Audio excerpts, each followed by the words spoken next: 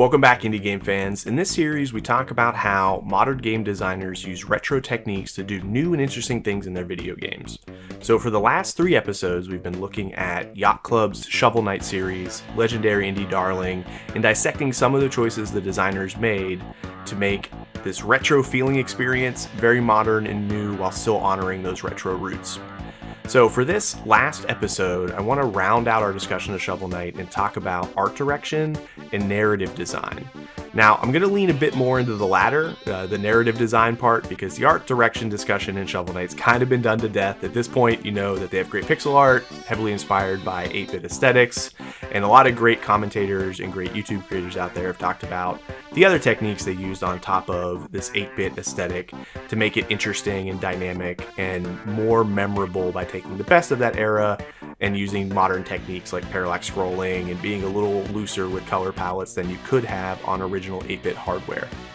But this discussion of pixel art always circles back to these kinds of ideas, and I want to talk more about how the art in Shovel Knight establishes a sense of place and communicates ideas to the player that are a bit more subtle and a bit more nuanced than some direct plot points or some really in-your-face kind of game design ideas. So from the first screen of gameplay, Shovel Knight establishes that we're in a fantasy setting. Lush green grass, big trees, it's very much the hallmarks of what you'd expect a medieval fantasy world to look like. But right away, there's a tower in the background, and this distant horizon mechanic is something we've seen in games in the past, and it's useful because it kind of establishes this epic journey motif for the player, that there's something off on the horizon that you're going to work towards and you're going to go explore and eventually get to see. Castlevania does this with their intro sequences as well, showing you Dracula's tower off in the distance as you're walking through the front gates. So this happens in Castlevania 1, and then they come back to it in Castlevania 4.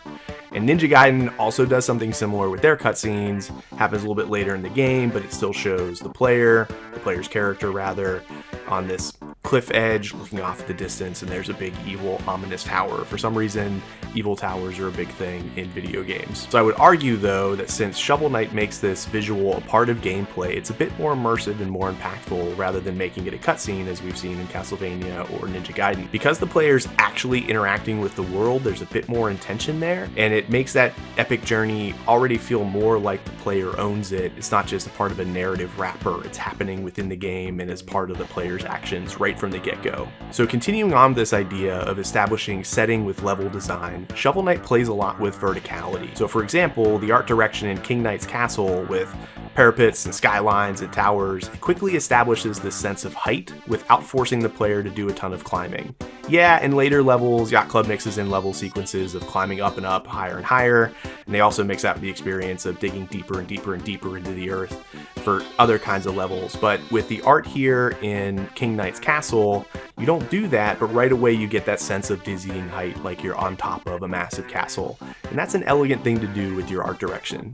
I highlight this idea of going up and also going down because many games choose one direction over the other. Classic Mega Man games, for example, often have you moving primarily upward, lots of ladders. The Metroid series has a lot of variety, but the general theme is going deeper and deeper into a planet, only to have to climb back out when the world's about to end, as seems to happen in every Metroid game. But Shovel Knight has both. You climb to the top of castles and you dig deep into caves, and different art touches like the glow of lava on a beetle help to sell that sense of place.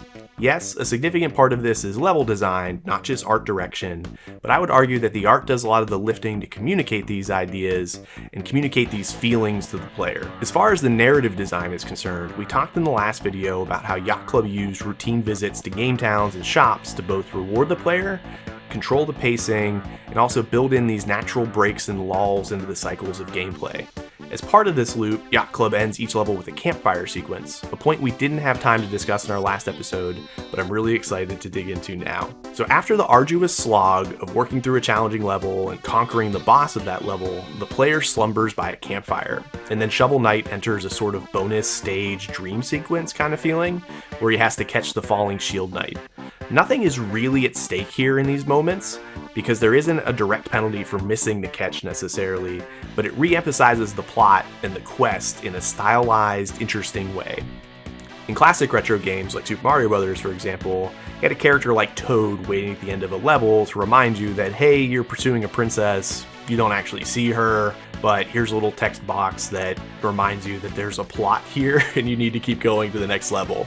Shovel Knight's approach to this plot emphasis and this narrative reinforcement is a bit more interesting, it's more dynamic, and it's more memorable because the characters are involved, and it's not just a cut sequence, you're actually participating, to kind of harken back to the idea of building plot elements into the interactive choices the player is making, rather than making it a cutscene that you sit back and watch and never participate in. That in itself is a pretty cool choice to make, but the restful pause combined with a reestablishment of the narrative after a level is pretty beautiful pacing. Non-stop frantic action is tiring in a narrative structure, and that's just as true in books and movies as it is in games.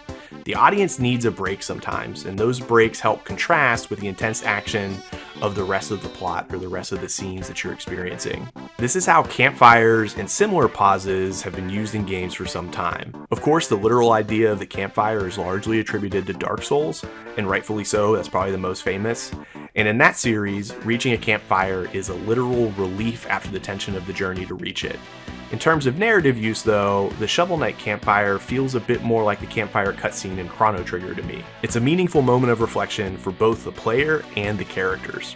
As part of this artful touch, as part of this narrative experience that they're creating, I love that Yacht Club shows the passage of time from night to the next morning in these scenes, and then allows the player to take control and clean up the campsite. Like many of the choices we've talked about in the video, this is a small one, but it accomplishes so much. It directly signals the passage of time, because we see from night to day, and that also shows that the hero is very human in a lot of ways. Shovel Knight is tired, he needs to rest, he needs to recover, and it's a little bit difficult for him to get up and get going in the next morning because of how much he's accomplished. In Mega Man or classic Mario series, we don't see this side of our heroes.